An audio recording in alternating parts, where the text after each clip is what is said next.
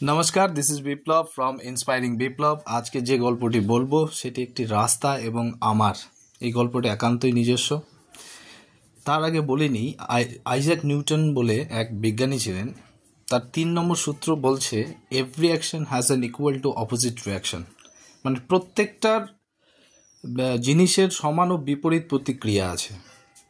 ঠিক একই রকম আপনি যদি আপনার জার্নিকে পছন্দ করেন, ভালোবাসেন, তাহলে দেখবেন সেই জার্নিও আপনাকে মন মুগ্ধময় ভালোবাসা দেবে। কীরকম?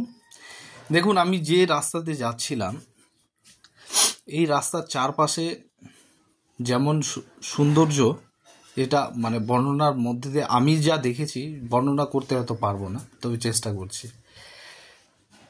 রাস্তা একদমই সোজা রাস্তা, মেঘলা আকাশ, ঝিরিঝিরি বৃষ্টি হচ্ছে।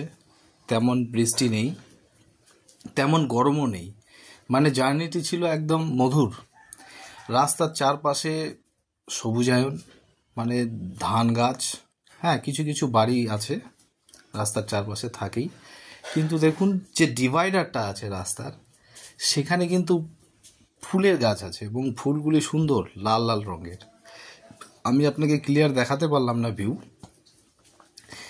এই রাস্তাটা দেখতে এত ভালো, মানে রাস্তাটা আমি প্রেমে পড়ে গেলাম এক কথায়, সত্যি। কারণ আমার যে ভালোবাসাটা, তারই রিফ্লেকশন রাস্তা দিচ্ছিল। মনে হচ্ছিল যেন রাস্তা রেডি, যে হ্যাঁ দেখো আমাকে। আপনারাও দেখুন, রাস্তাটা দেখে আমার তো মনে হচ্ছিল যেন আমি বিদেশে চলে এসেছি। হ্যাঁ, কারণ এরকম রাস্তা তো আমি যেখানে বড় হয়েছি, জন্ম নিয়েছি, সেখানে নেই। তাই যখনই আমি জার্নিটা করলাম, এই রোডটা কোথায় আমি পরে বলবো।